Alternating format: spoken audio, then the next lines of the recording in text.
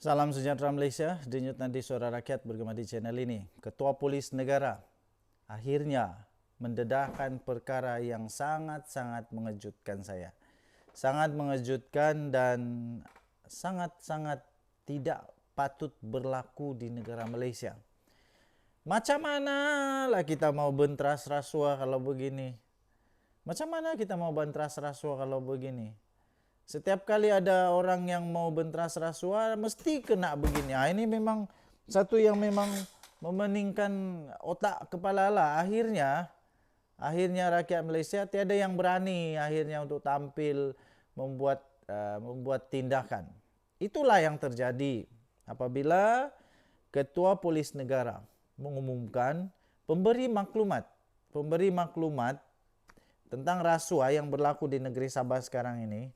Dia sahkan bahwa pemberi maklumat itu pernah menerima panggilan telefon melalui WhatsApp dan diugut dengan ugutan bunuh. Aduh, ini teruk betul ini. Entah mana hantu mana yang telefon sanggup dia buat begitu. Dia lebih suka kalau benda ni memang betul lah. Tetapi menurut Ketua Polis Negara, setelah disiasat nomor telefon yang diberi itu tidak ada maklumat, lepas itu tidak ada rekod, tidak ada apa-apa carian negatif apa-apa, tidak.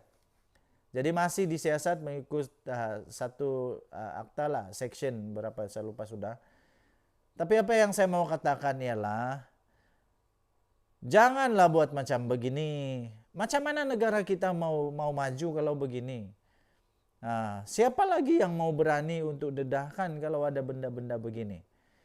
Bila mau dedah, ada orang mau ugut inilah, ugut itulah. Last tiada lah orang yang berani untuk buat laporan.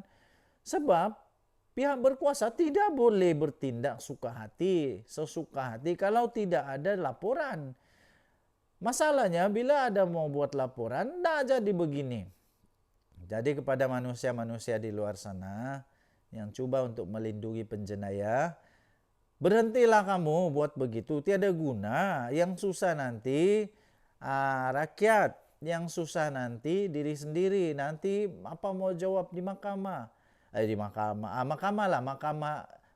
Mahkamah ilahi, mahkamah Tuhan, nanti apa kamu mau jawab? Bolehlah kaya di dunia, nanti di akhirat nanti miskinlah kamu di neraka. Baru kamu tahu apa rasanya. Jadi saya berdoa kepada pihak polis supaya dapat bertindak sebaik mungkin, dan saya berdoa kepada semua orang-orang yang terlibat dalam siasatan ini supaya mereka dilindungi oleh Tuhan, keluarga mereka dilindungi oleh Tuhan, dan kita berdoa semoga siasatan ini dapat dilaksanakan dengan baik. Salah tetap salah, betul tetap betul. Orang yang bersalah patut untuk ditangkap. Orang yang bersalah patut diambil tindakan. Orang yang bersalah patut untuk terima hukuman daripada mahkamah dunia. Mahkamah surga, mahkamah neraka, itu hal kamu dengan Tuhan. Jadi saya sangat-sangat tidak berminat, sangat-sangat tidak suka dan sangat-sangat mengecam perbuatan ugut-mengugut ini. Okey. Jadi bagi anda yang setuju dengan saya, anda boleh tinggalkan komen apa pendapat anda. Terima kasih kepada Ketua Polis Negara.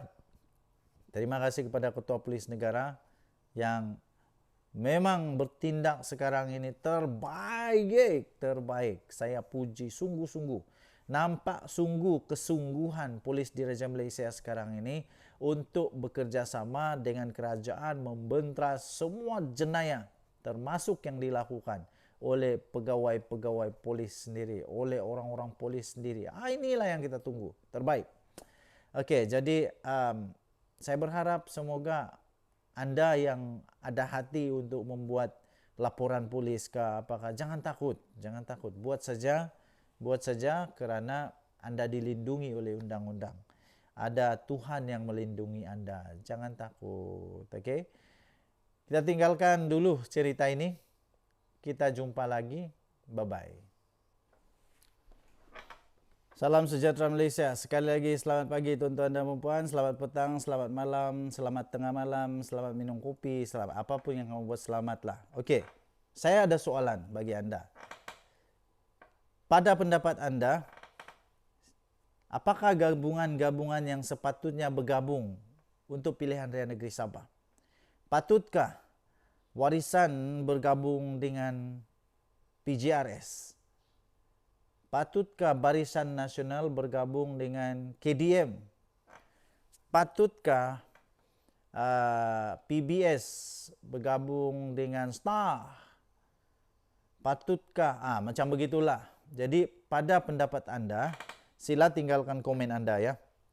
Siapa yang patut bergabung?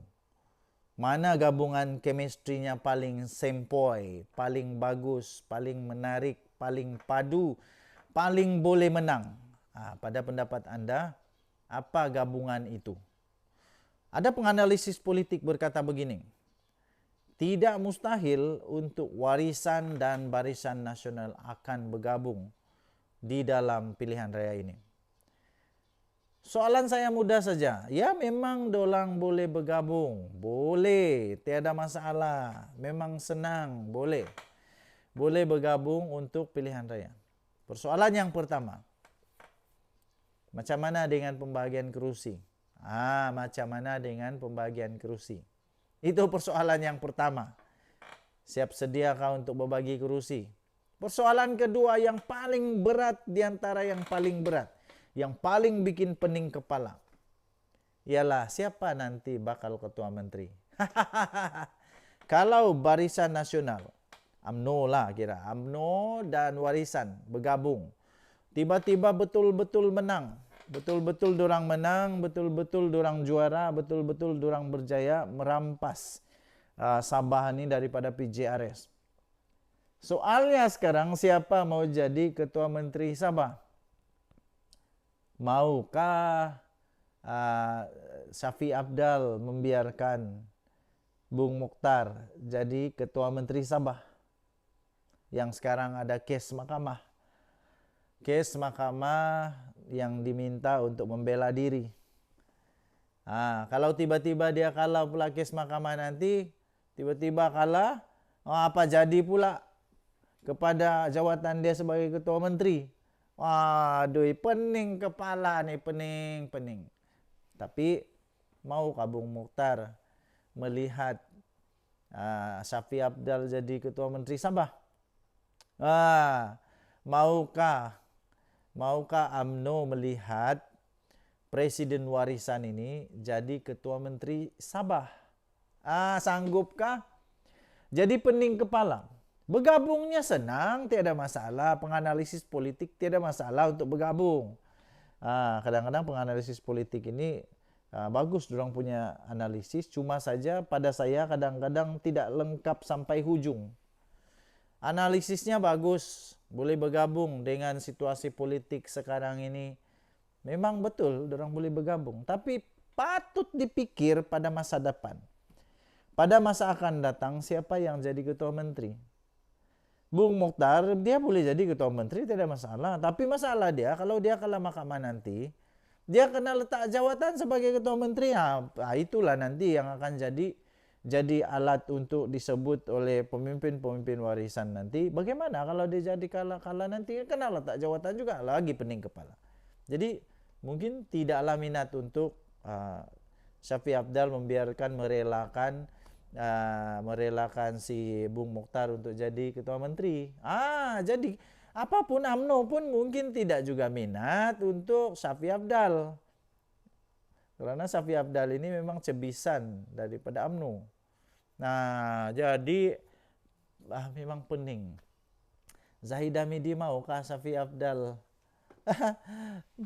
Zahid Hamidi maukah Syafiq Apdal jadi ketua menteri? Pening. Jadi apa pendapat anda? Sila tinggalkan komen. Apa pendapat anda? Apa saja pendapat, kasih pendapat sajalah. Kasih saja. Apa yang mau cakap saja. No problem. Don't worry, be happy. Kita jumpa lagi. Malaysia kita punya. Cinta Malaysia aku. Kita jaga kita. Bye-bye.